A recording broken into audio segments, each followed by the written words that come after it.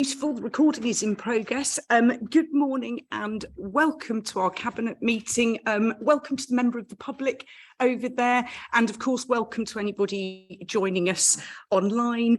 I will kick off. Oh, and sorry, Councillor Powell, welcome to you. It is your first Cabinet meeting, I believe, so very well, warm welcome. Thank you.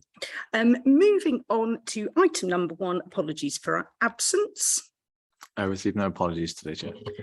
Item number 2, announcements from the chairman and or head of the paid service. Do you have any, Mr. Andrews? No, none, Chair. And I don't, as that will be mostly covered within the agenda. Item number 3, declarations of interest. There are none. Item number 4, record of decisions. To confirm the record of decisions made at the meeting of the Cabinet held on the 24th of May. I do appreciate, Councillor Powell, you will be an abstention. For those of us who were there, are you happy that that is a true and accurate record? Yeah. Do I have a proposer? Thank you, Councillor Payne, and a seconder, Councillor Oxley. All those in favour? And 1 abstention from Councillor Powell, as noted. Item number 5. Items raised by scrutiny. Just to note, I've received, thank you, Councillor Waller, a very comprehensive report of the first meeting held on the 9th of June, and I think it would be useful if those could be attached to the minutes. Just to note, the work covered the improvement plan, the annual work plan, and of course the all-important RCC guide to scrutiny. There are no recommendations as such, but I would like to note that it was an incredibly positive meeting, all with a, oh sorry, Councillor Wally, I'm happy to bring you in as chair. Would you like to come borrow a microphone?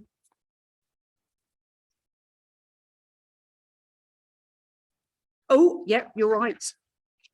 Sorry, Chairman, there were a few recommendations, admittedly not ones that would challenge officers to produce a lot of work, but nevertheless would appreciate your reflections as a Cabinet. Yeah, and I do apologise for that, Councillor Waller. That is my fault for not turning over a page and referring to my own notes. So the recommendations, and I will just finish the point though, that it was a really positive meeting, and I think it underscores the value that is added by effective scrutiny, and I'm certainly really looking forward to the coming months of seeing how that evolves. Now, on to the recommendations. Portfolio holders to contact the chair if they have any questions on any of the items. So when you see that report, that's fairly straightforward to action. The portfolio holder for highways and for community safety to consider what input they might have to the piece of work on speeding, both from a highways infrastructure perspective and a community safety perspective for pedestrians and other road users. And I believe you were in the meeting, so you'll be able to comment on that. Yes, thank you. Yeah, that is noted, and I will certainly consider the appropriate input. Thank you. Lovely. And then 1 for you, Councillor Harvey, the portfolio holder for adults and health with governance put as much pressure as possible on the NHS to get information about the provision of dentists as soon as possible, I'm assuming that is, but more importantly, get someone involved with the commissioning to attend the next meeting of the committee. I certainly will. And just to confirm, Councillor Waller, I've actually got a meeting with Public Health after this meeting around that very issue. Thank you. Thank you very much. Thank you, Chair. And then the last one, which is for you, Councillor Wilby, the portfolio holder for children's services, consider what aspects of SEND he might wish scrutiny to focus on. Thank you very much. And I've got that very much in the forefront of my mind. May I make a comment at that point, please, Chair? Oh, as it's you, Councillor Waller, go on. Thank you. Thank you, Councillor Wilby. We are very conscious that SEND is a huge area, and we're also equally aware of the government support that's coming in the autumn. So our 2 stresses that we'd like you to think about are timing and overall scope, so that the group adds value. Thank you. Thanks. Thank you very much, Councillor Waller, and I would hope actually in that sort of last sort of 3 to 4 minutes, this is modelling the immediate impact of scrutiny, and obviously that very close relationship between portfolio holder and members of that panel. So thank you very much.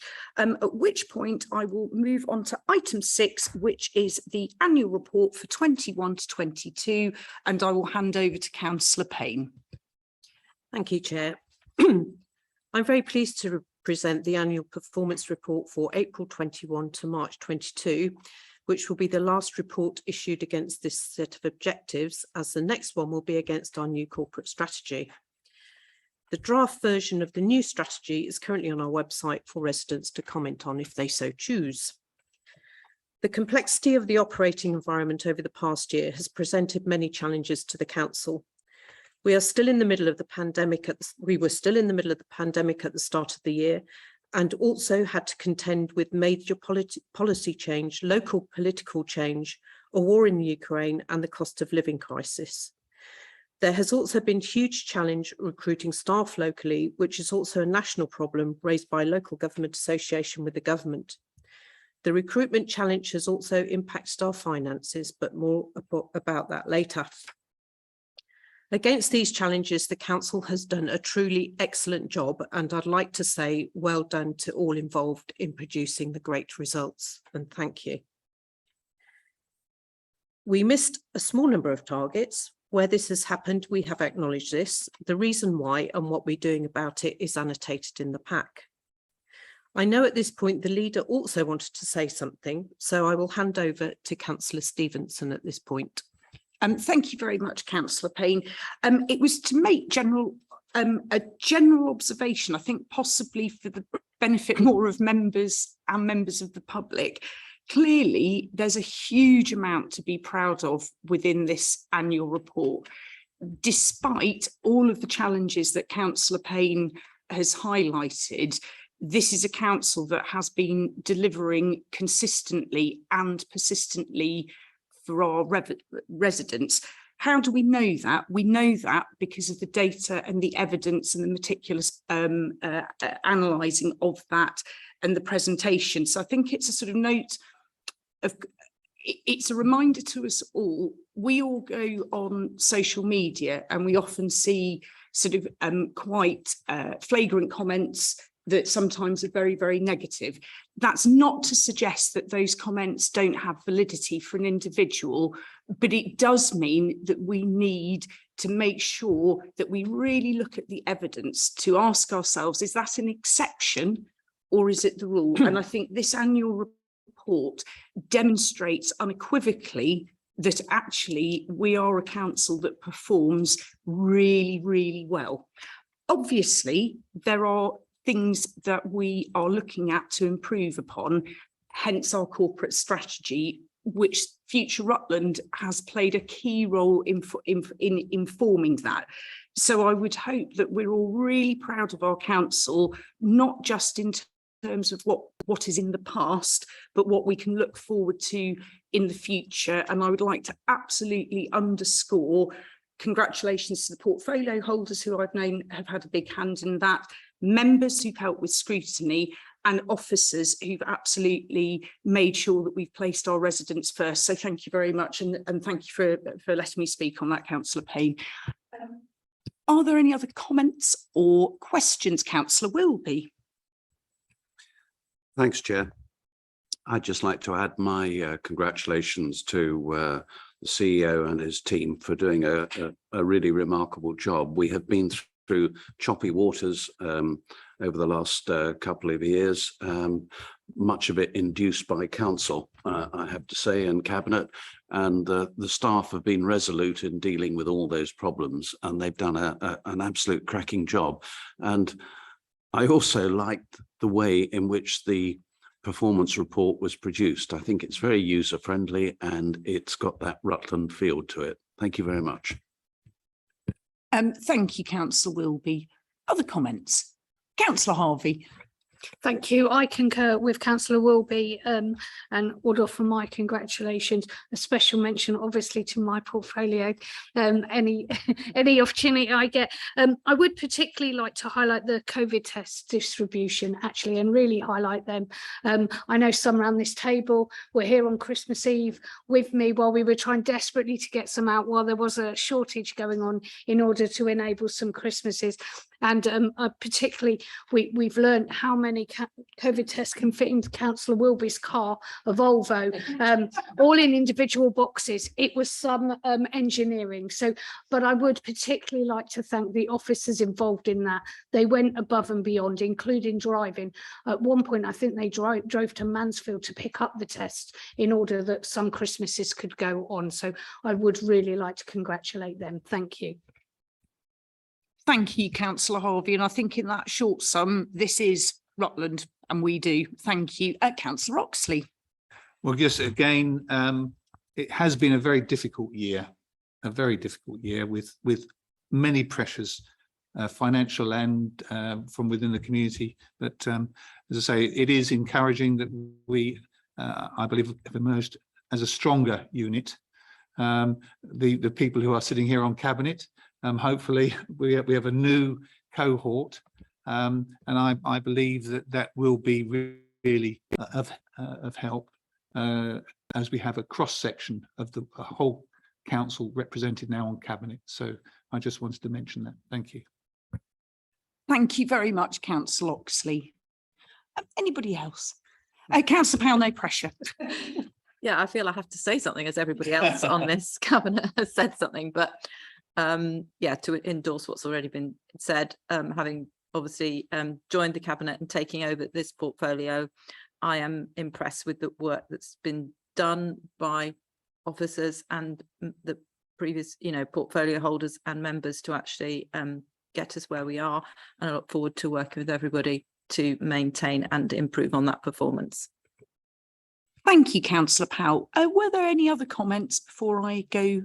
Excellent. So our decision recommendations, number 1, that we note the contents of the annual report and the performance of the council over the last year. And item 2, which I will be taking a vote on, that we recommend the annual performance report to July full council for consideration. I'm assuming, Councillor Payne, you are proposing. Do I have a seconder? Thank you, Councillor Harvey. All those in favour? And that is unanimous. Thank you very much. Moving on to item 7, which is the capital outturn for 21-22, and I shall hand over to Councillor Payne for that. Payne again. Yeah. Sorry. The capital outturn report is actually reasonably straightforward. The balance of capital projects approved when we set the budget for this financial year's activity was 28.3 million.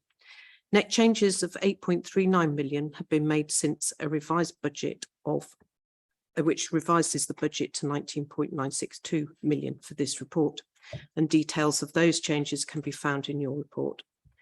All capital projects are on track apart from one at Oakham Enterprise Park, where work on units 2 and 4 has been put on hold pending the outcome and decisions regarding the property asset review.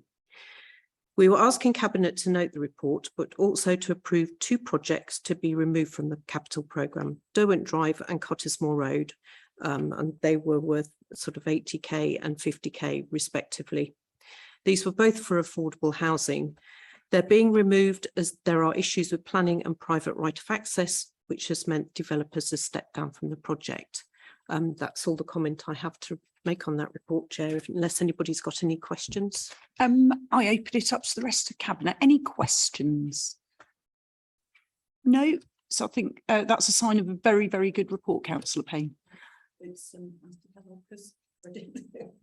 That's a sign of a very, very good report, Mr. Della Rocca. Well done.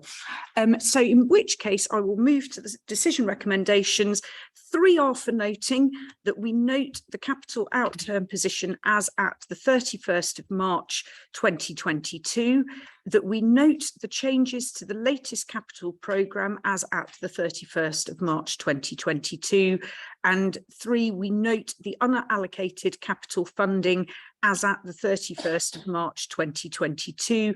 Number 4, we do need to take a vote on this one, that we approve the closure of 2 affordable housing capital projects, paragraph 3.2.5. Councillor Payne, I assume you're proposing. Do I have a seconder? Thank you, Councillor Oxley. All those in favour?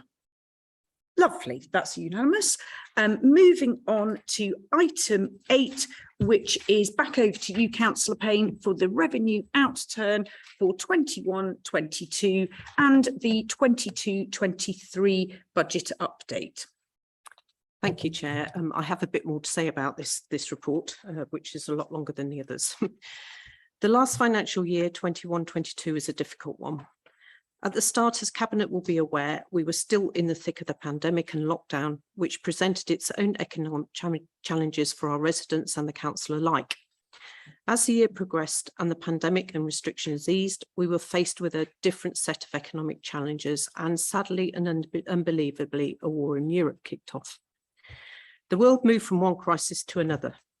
These events have had far-reaching impacts on everybody's lives, consequently adversely impacting inflation, which the Bank of England is now forecasting to rise to 10% this year, not falling back to 2% for another 2 years.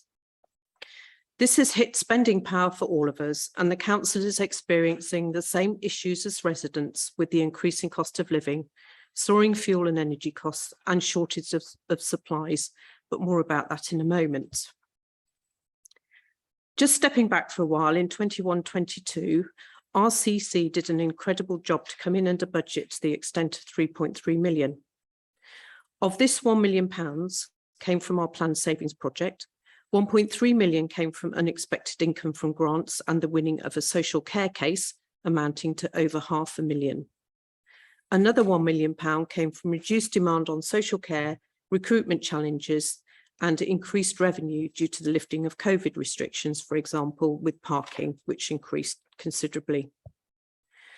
Whilst on the subject of recruitment, I have to advise that this has been a huge challenge for us locally, and it's not just us, it's indicative of a bigger national problem which has been raised by the Local Government Association to the government.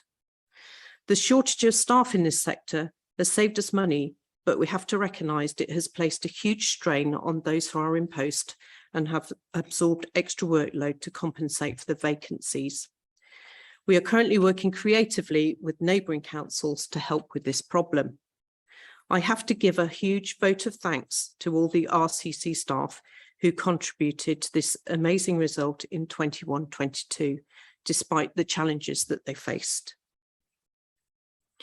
These savings will help significantly towards the challenges we have this financial year. To name but a few, we have a £1 million historic liability for special educational need that the government have now said we are liable for and have asked us to repay.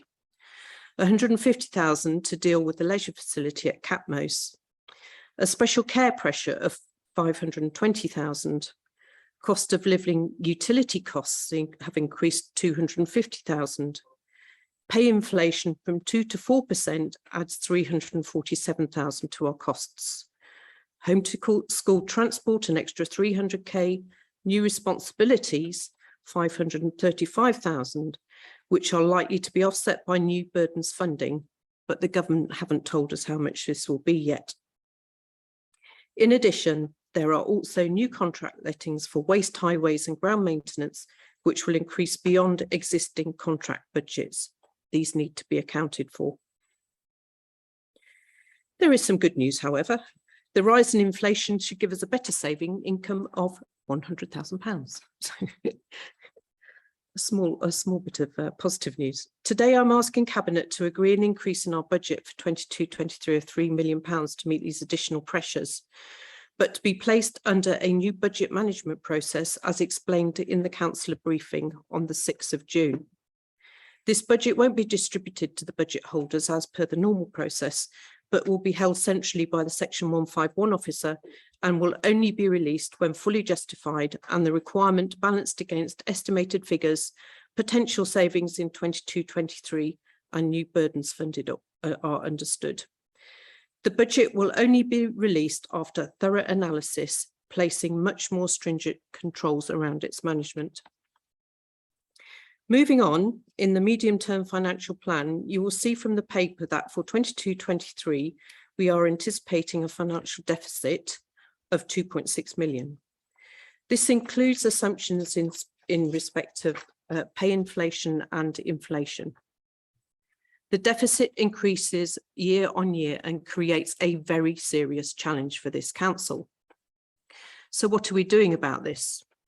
For the near future and to deal with this deficit, we are taking some strong action.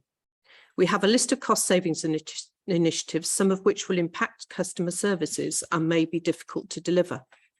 The easy tasks were delivered successfully last year.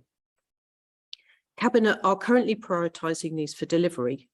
Following this, we will need to work closely with the CRT to determine the council's ability to deliver this work, given our current issue with resourcing and recruitment. We need to remember we still need to look after our residents and deliver business as usual, as well as savings projects. This will be a challenge, but one which we will need to overcome by working closely together.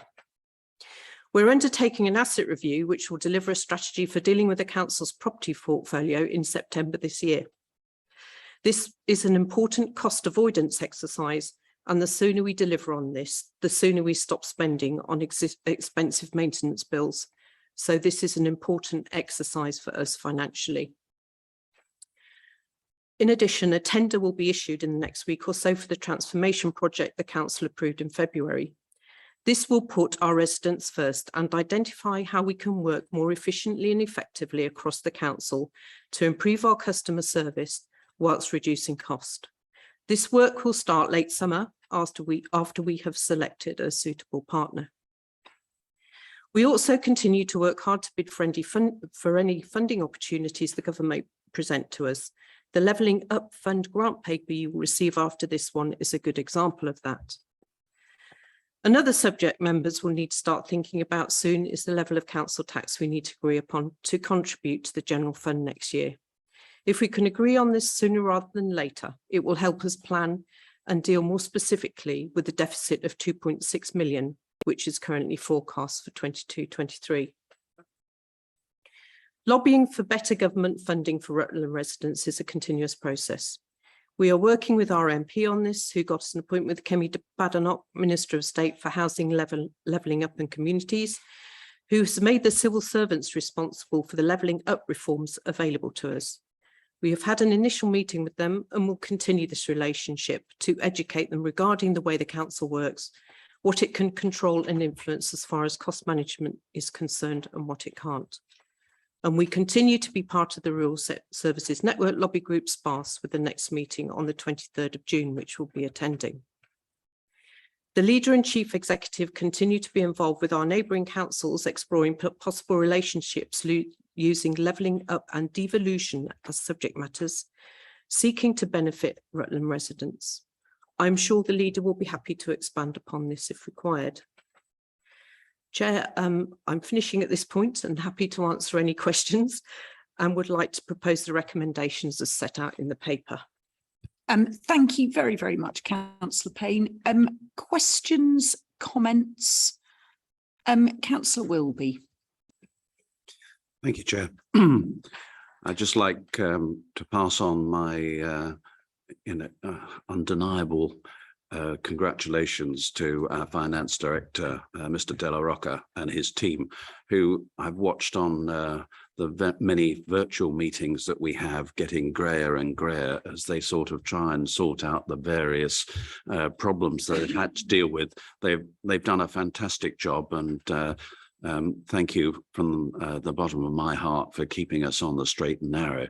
Can I also add to that my congratulations to Councillor Payne, who has inherited this portfolio and done an amazing job of rising to a difficult job and done it very well with innovative thinking and with honesty and I know that we're in good hands. On a personal note, can I just apologise for the SEND and high needs budget problems that we have. Our staff are doing all that we can to try and improve the way in which we deal with SEND problems. We're trying to think of innovative ways of just improving things to try and reduce that spend. But I'm afraid it does tend to be a statutory requirement on us. And whilst we lobby to government for more funding, we are where we are, but we are trying our best. But well done, team. Councillor Hart. Oh, sorry, I missed it. It's a good job I'm not an auctioneer because you would have bought a lot then. Anybody else? No, I would just like to make a couple of general comments. If you were to ask a question, what state of health is local government in? I think that this report gives a really helpful snapshot. It clearly indicates that we live in a time of massive service pressures, whether that's through expectation of a modern society, demand of a modern society, and clearly we're not immune from the cost of living crisis. We are talking about lobbying, and we are lobbying, but I think this is a wider debate that needs to be had in Westminster and in Whitehall. For the last 10 or so years that I've been a councillor, it is often felt that it is the rural-urban debate. This is far deeper than this. Local government is the workhorse of modern society. It looks after us from the cradle to the grave, with our adult social care, with children who absolutely rightly need support to have equality of opportunity. And beyond that, we collect the bins, we fill the potholes, we trim the verges. We are the mainstay of life in this country. There has to be a very, very clear message. This isn't rural urban, this is local government, full stop. If we talk to our Leicester City counterparts, they need to make 40 million savings on their next year's revenue budget. Speaking to other councils, they've got 50% gap in their some of their departments, such as planning. We all need to unite to make it clear that there is a can of worms that absolutely needs to be open, because local government cannot continue on the model that it is now. And I shall finish there on that. Right. And I will now move on to the decision recommendations. They are already proposed by Councillor Payne, and I will be looking for a seconder. 1A, that we note the provisional outturn subject to audit and finalisation of business rate figures on the revenue budget. We approve the transfer to and from reserves of 2.425 million. C, we recommend to use recommends to council the use of new grants received in 22-23 of 2.082 million. D, recommends to council use of existing grants, i.e. those are held at year end, 0.439 million in the 22-23 budget. Approves the use of the 21-22 budget underspends of 0.46 million in the 22-23 budget. And finally, F, recommends to council an increase to the 22-23 budget to cover additional costs as set out in section 7.1 of 3 million to be funded by the general fund, 2.742 million earmarked reserves, also in brackets. Proposed by Councillor Payne. Sorry. Oh, there's more. I do apologise. Clearly, I'm having issues with pages today, but we are all on the same page, which is reassuring. G, notes that the approach to the way budget will be managed to set out in 7.1.4, and the budget will only be released when there is more certainty over estimated figures, potential savings in 22-23 and new burdens funding. H, recommends to council to set aside 300k for further requests for funding that will emerge over the coming months as more information becomes available regarding planned government reforms and the status of local projects, and that the Chief Executive and Strategic Director for Resources are given authority to allocate this funding. I recommends to council to establish a high needs earmarked reserve, no upper ceiling, to cover historic costs as per para 7.8. And J notes that the MTFP assumptions in respect of pay inflation and other inflation have been updated, and the revised MTFP showing a 2.6 million funding gap in 2023-24, and that is included in Appendix G. And point 2, that the Cabinet notes the view of the Council's Section 151 officer that the Council's future financial position remains extremely challenging. The projected gap for 23-24 is increasing, and that whatever savings actions the Council takes, further support from government is likely to be required. And I think that is now the end of the recommendations. Yes. Just to clarify, E, I think it's 0.486 million. I think you said 0.46. Oh, there's every chance the record will confirm that, but to be absolutely clear, it is 0.486 million. Should I have just caused you a monitoring officer headache there? Apologies. Thank you, Councillor Oxley. We do need to be accurate in our meetings. Thank you. So I'm proposed by Karen and seconded by Councillor Powell. All those in favour?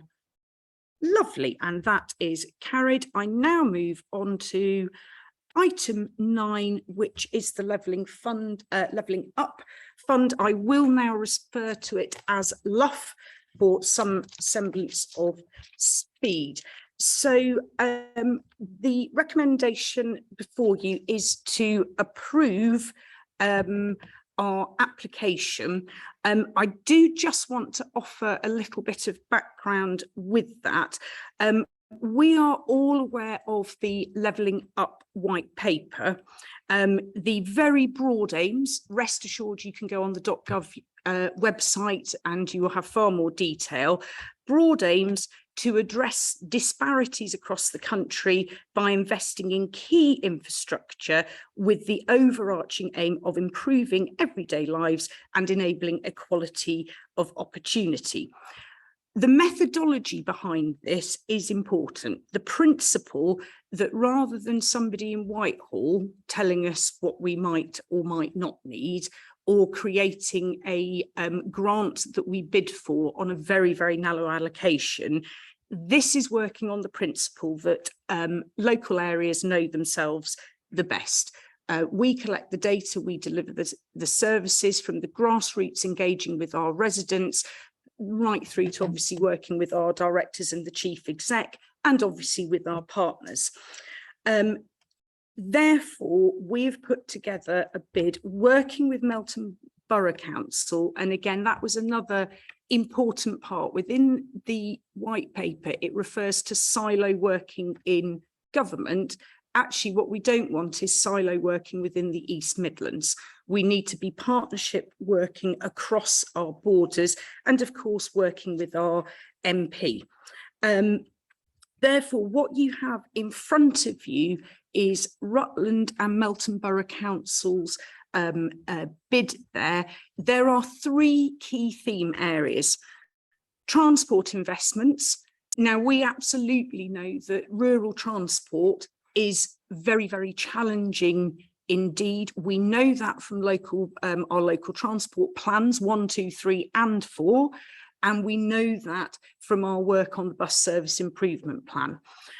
Theme 2, regeneration and town centre investments. Again, we know from the various business forums, from the town councils, from residents speaking to us, from our Future Rutland conversation, that actually wanting a vibrant high street, wanting to have necessary investment so that our towns are rejuvenated and they are able to flourish going into the future. I don't think anybody would disagree with that as a very sensible aim. And of course, cultural investment. Members, we know when we look at the budget, and I know Councillor Payne will be looking at me very firmly now, we know that our culture and heritage, and I'm sure Councillor Oxley will nod vigorously at that, is a really important part of having an enriched life. However, when you are looking at a budget where your choices are lying around adult social care, or children looked after, or getting our bins collected, or our potholes fixed, culture and heritage feels to be not an easy target because there's a lot of emotion involved with it, but it feels something that we are duty bound to consider within that context. So actually having the opportunity to bid for something to help with that real life enricher, I think is really, really useful, and I welcome that.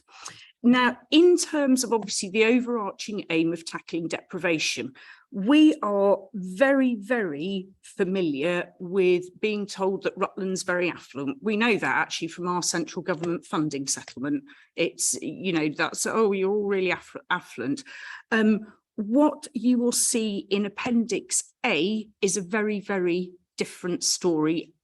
There is now mounting evidence that we very, very, very clearly do have pockets of deprivation, but crucially, underinvestment in key infrastructure is now producing some long-term impacts that we absolutely are duty bound to address. Those are outlined in 2.5.1. So I won't read those out, but I think, and perhaps I am biased, but one of the things that really stood out to me was that in 2013, the healthy life expectancy, if you were a woman in Rutland, was 5 years above the national average. It has now dropped below national average and is declining. Also noting another one, key factors from all four issues above in 2.5.1 combined to put Rutland in the lowest 10% of all local authorities in the most recent social mobility index. And I think that's a significant pause for thought. We know from Future Rutland that equality of opportunity, that everybody living their best lives is something that we believe to be very important and wish to deliver on. So in terms of the specifics of our bid, 2.8, you've got details of a very exciting proposition about a Moby Hub. That is looking at connectivity, crucially, between our four market towns, Oakham, Uppingham, Melton, Mowbray and Stamford. Modal shift, really important for tackling the climate change agenda. Demand responsive transport, as I'm affectionately calling it, Aruba, that absolutely a key thing to tackle our challenges with rural connectivity and bus services, and making sure that we are providing and improving a transport system for all groups, not just targeted groups. The second point in 2.9, Health Innovation Centre, looking at Digitech and Meditech, investment in creating high-paid skilled jobs, and most importantly, being a brilliant place to work for high-quality clinicians. We know healthcare and access to it is really, really important to our residents. This takes a long-term view of enabling the infrastructure to make us a really good place for good health outcomes for our residents.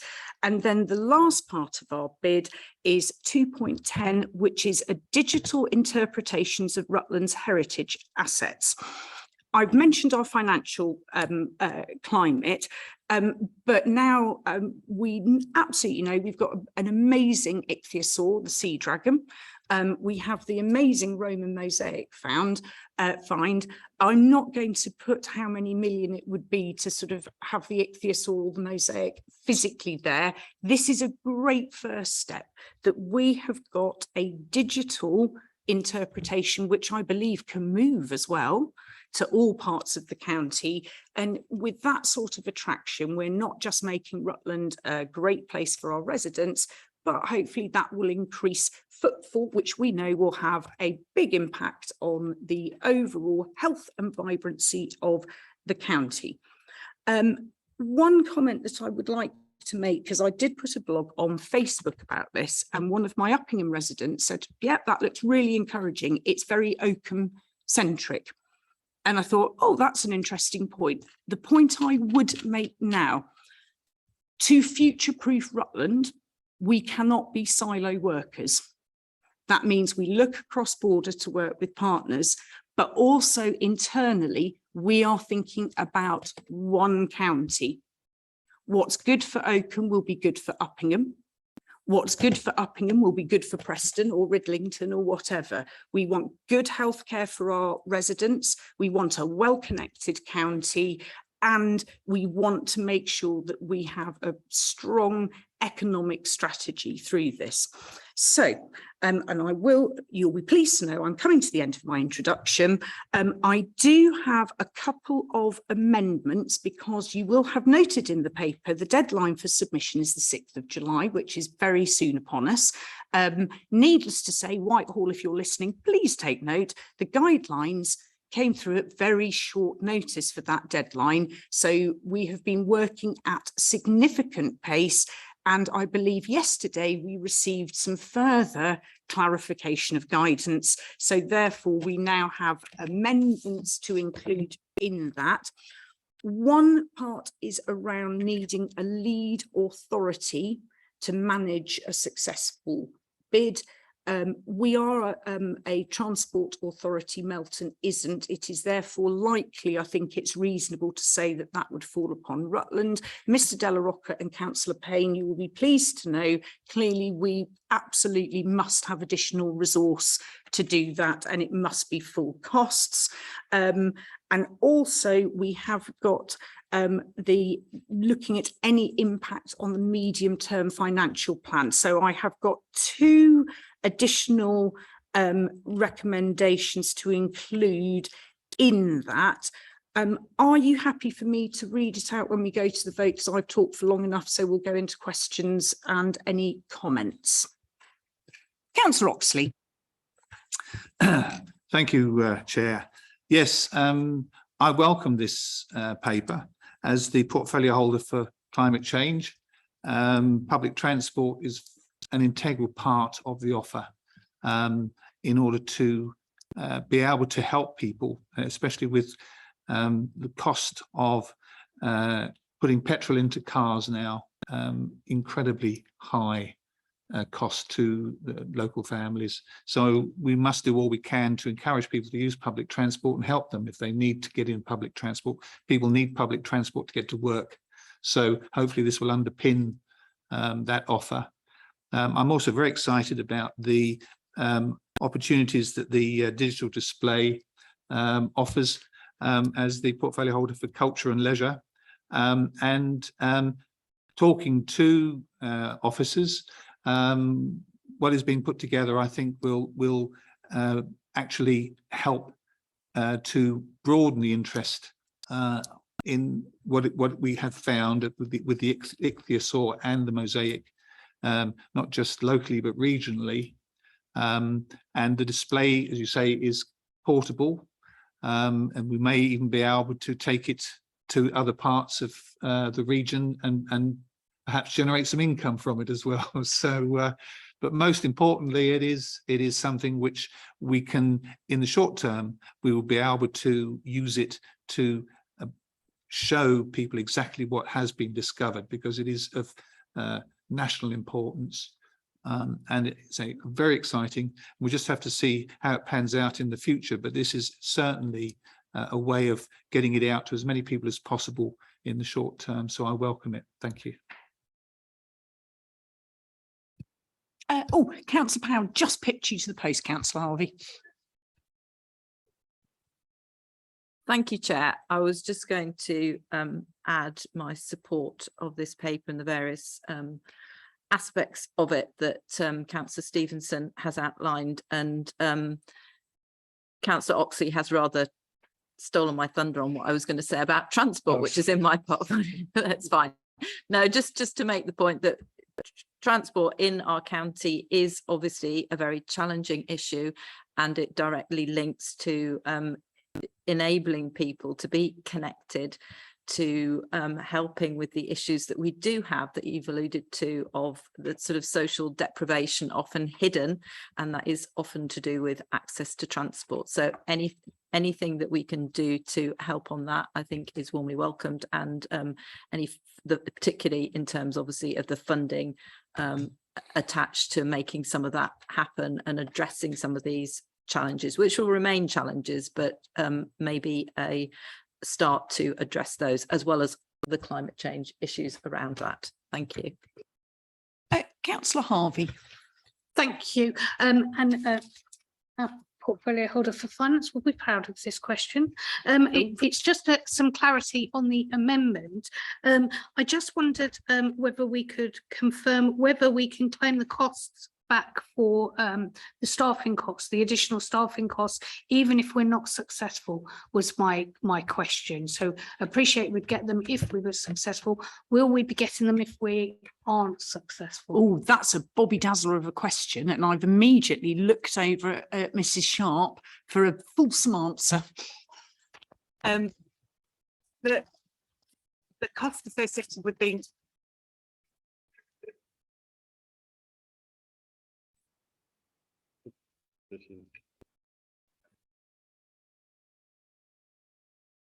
shout. So the costs associated with being the local authority will come if we are successful in terms of the bulk of the cost. So there are regular returns, monitoring returns and reports that will be required to government, and validation by finance in terms of expenditure. So it's that administrative cost that we would be looking to recoup. In terms of costs of bidding, because we're a tier 2 authority, we weren't eligible for capacity funding, which the tier 1 authorities did get. However, we deliberately held a vacant post with the economic development manager to help offset some of the costs associated with developing this bid and ultimately our economic strategy. So there isn't any additional revenue impact to our budgets from bidding for this.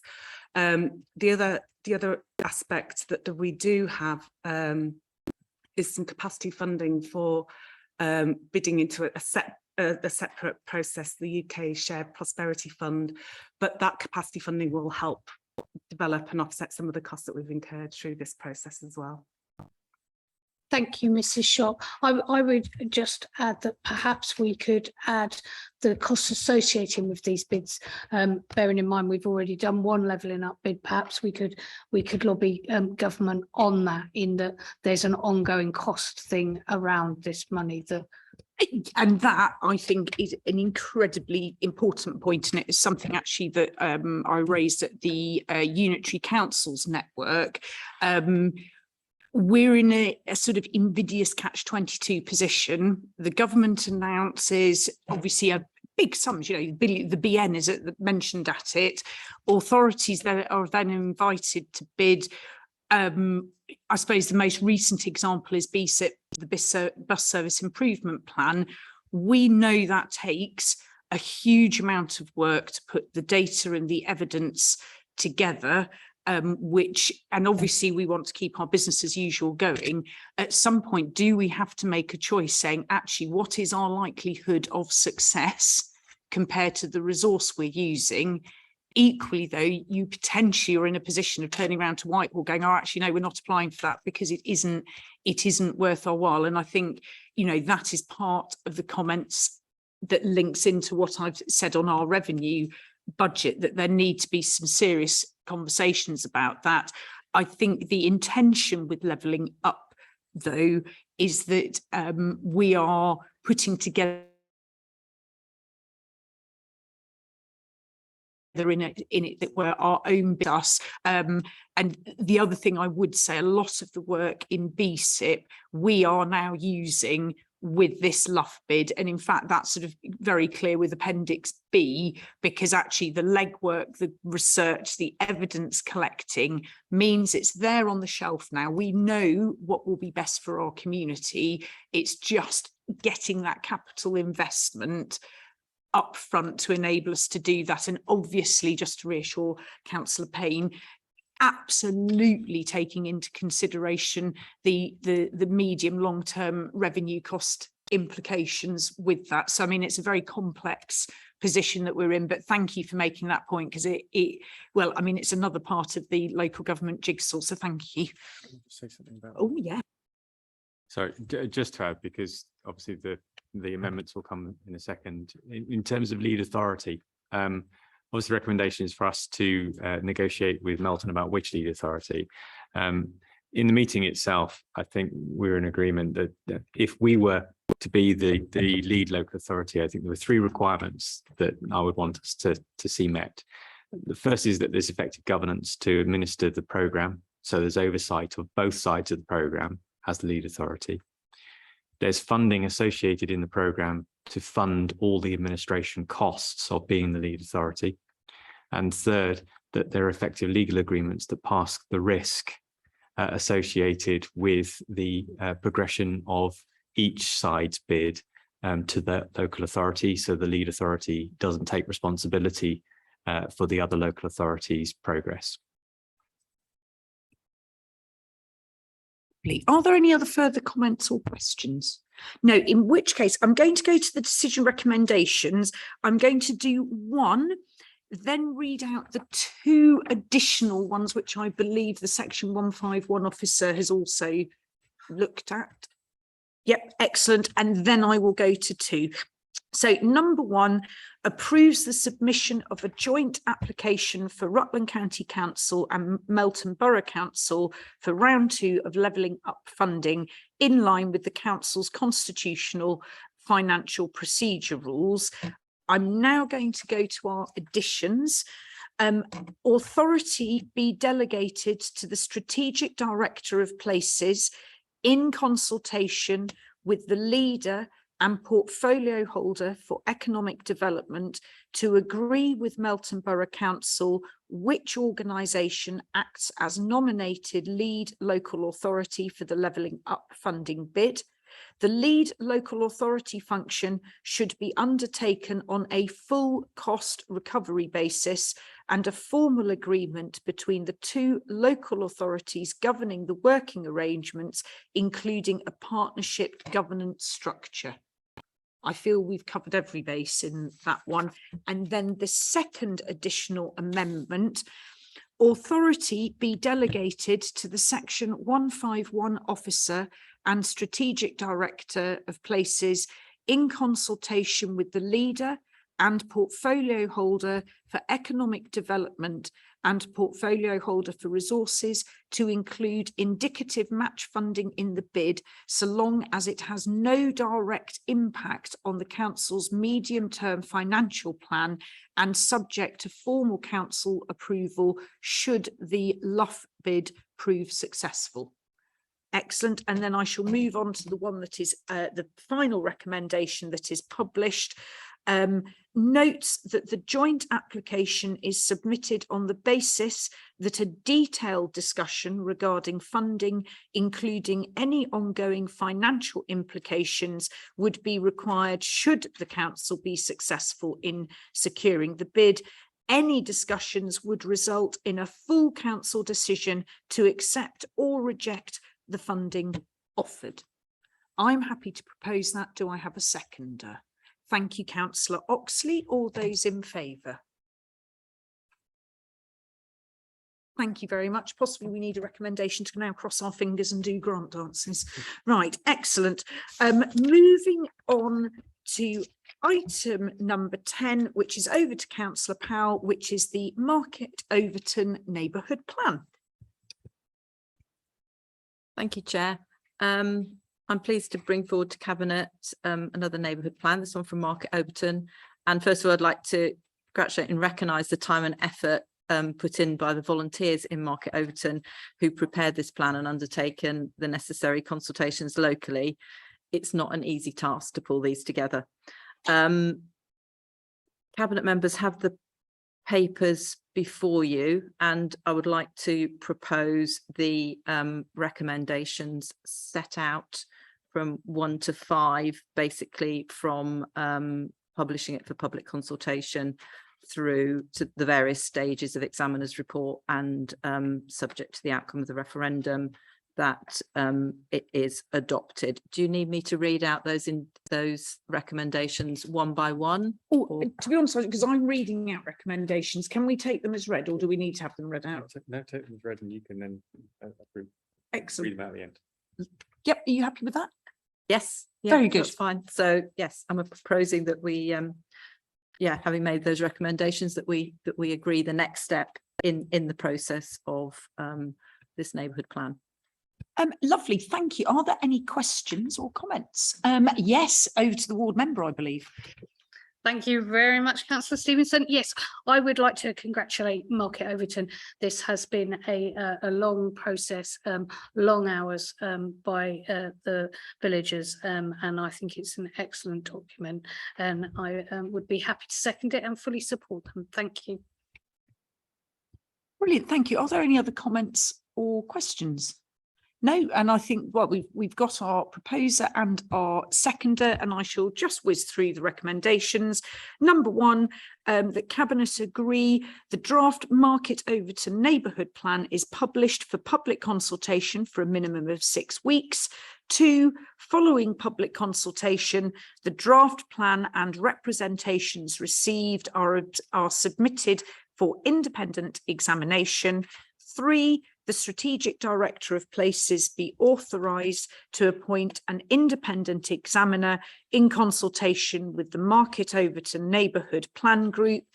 4, that following receipt of the examiner's report, that the Strategic Director of Places, in consultation with the portfolio holder with responsibility for planning, be authorised to publish the County Council's decision notice, update the Market Overton neighbourhood plan, and undertake a referendum.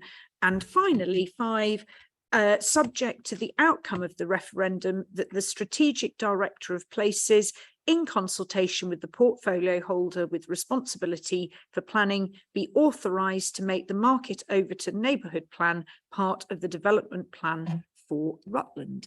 Obviously, we're proposed and seconded. All those in favour? Lovely, unanimous. Thank you very much. We now, you've got a busy end to the meeting, Councillor Powell. We are now moving to item number 11, which is the Highways Capital Programme second allocation. Thank you, Councillor Stevenson. As it says on the title, this is the second allocation of the Highways Capital Programme.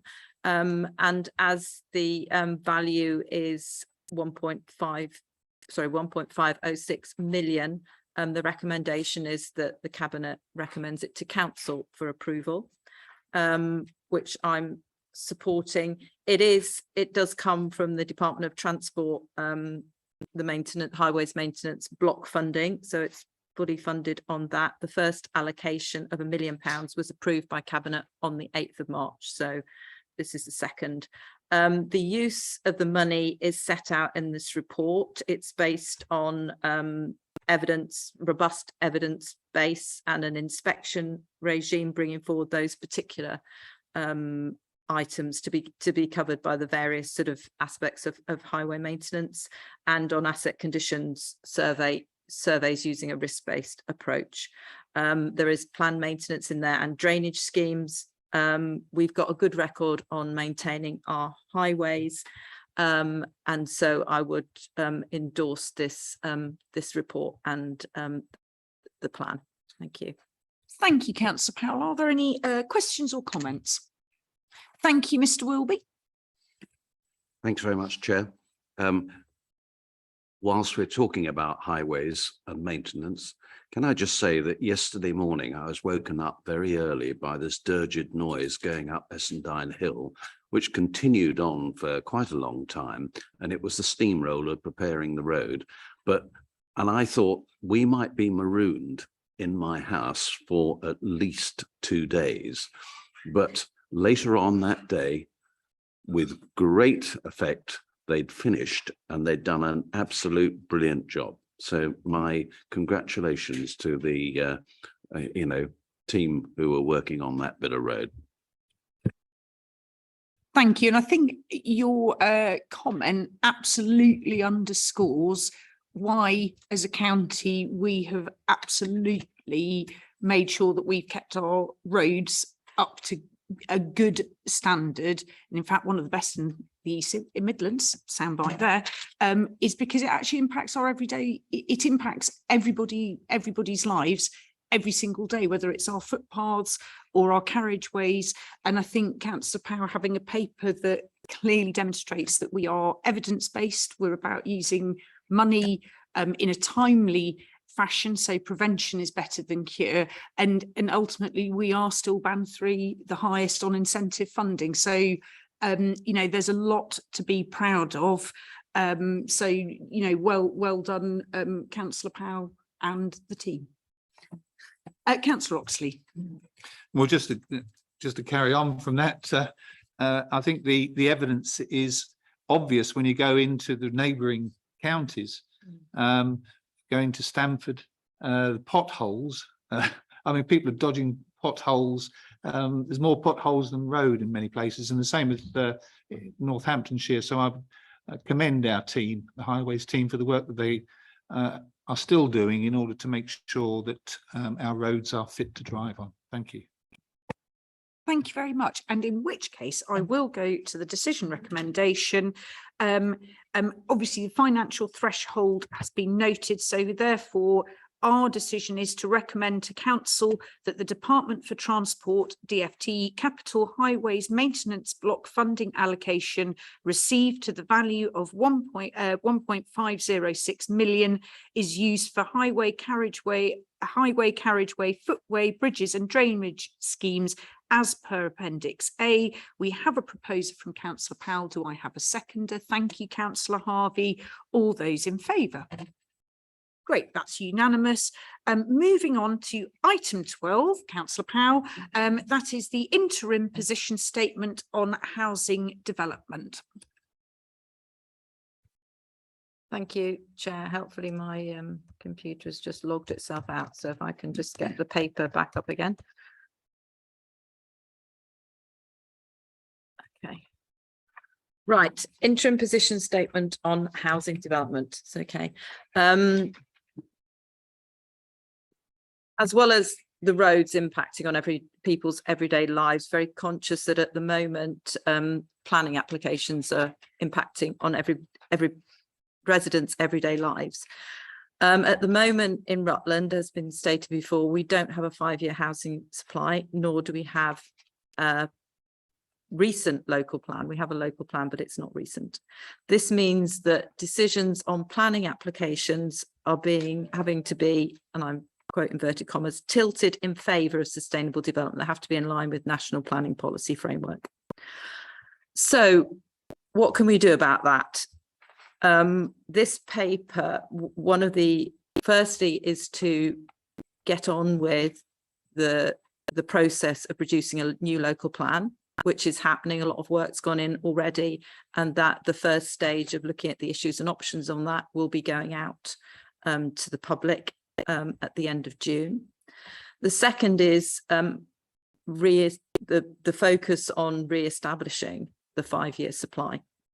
This interim position statement sets out, as it says, the council's position in relation to guiding development towards the most sustainable locations and boosting the supply. It is an interim statement. It doesn't actually change the basis on which we have to make policy decisions, but it can be used to inform and as a criteria for that. And it provides also a sort of a consistent approach to decision makers and a message to and guidance to in terms of planning applications. We need to get this in place as soon as possible for those reasons. We have 2 recommendations on the papers. I'm proposing an amendment, an additional recommendation. You'll have seen in the papers that there's no absolute it's not a supplementary planning document. There is no requirement to go out to public consultation, but recommendations from officers and getting feedback on the sort of the nature of this, is that actually that's something we would absolutely want to do, to get feedback on this interim statement. However, the first recommendation proposed is that, but actually that it is an interim statement and there is mechanisms in there for review. The first is that actually we approve it for adoption, and maybe the right word, that we actually adopt it now and simultaneously go out for feedback from the public and interested stakeholders. And the third one is that actually we take account of that feedback when we've got it, so that we can actually get it in place and start working towards these guiding principles, but also listening to what any other stakeholders, public, might have to say about this approach, which is about managing our sort of the whole approach towards towards planning while we don't have a local plan. There are, I think, yeah, I shall stop there and ask for any questions. Thank you. Brilliant, thank you. And when it comes to the vote at the end, I'll get you to read out the recommendations there. Questions, Councillor Oxley? Thank you. Yes, a little bit off piece, but I think I ask a question with reference to section 106 offers holding up the housing allocation numbers, and what can be done in order to bring forward the section 106 recommendations in order to be able to add those to the pot, in order to boost the numbers, so we don't have to worry. Well, hopefully that will mean that there will be sufficient housing numbers in order to take us through to when we finally get the new local plan on stream. Thank you. Just for clarification, probably should have added that we need to prove a 5-year housing supply, which is done. There's many aspects of the calculation that are quite formulaic, and in terms of the numbers that we have to work to. And Councillor Oxley is quite right. The other side of it is looking at what are the sites that are in progress stack up in terms of when they actually count against that housing supply. So that is certainly something that I know officers are looking at, and I've been also looking in detail with officers in terms of that whole housing supply and the deliverability of it, because sites have to be deliverable, in terms of what other approaches or mechanisms within our control we can actually, and what action we can take to improve, inverted commas, our actual position. And certainly looking at the process of the section 106 agreements is one of those aspects that I know is being looked at. I'd like to look at it with officers in the entirety of the whole position. So I'm quite happy to come back at the next cabinet meeting, obviously having had a chance to have some more in-depth discussions to report on steps that are possible to take.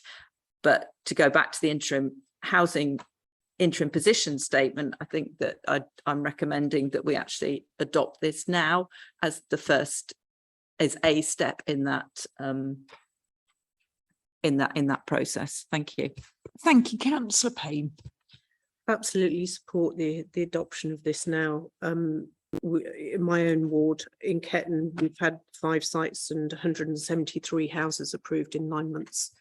There's no spare space in the middle of that community anymore, and now we're starting to encroach on the outside of the community too.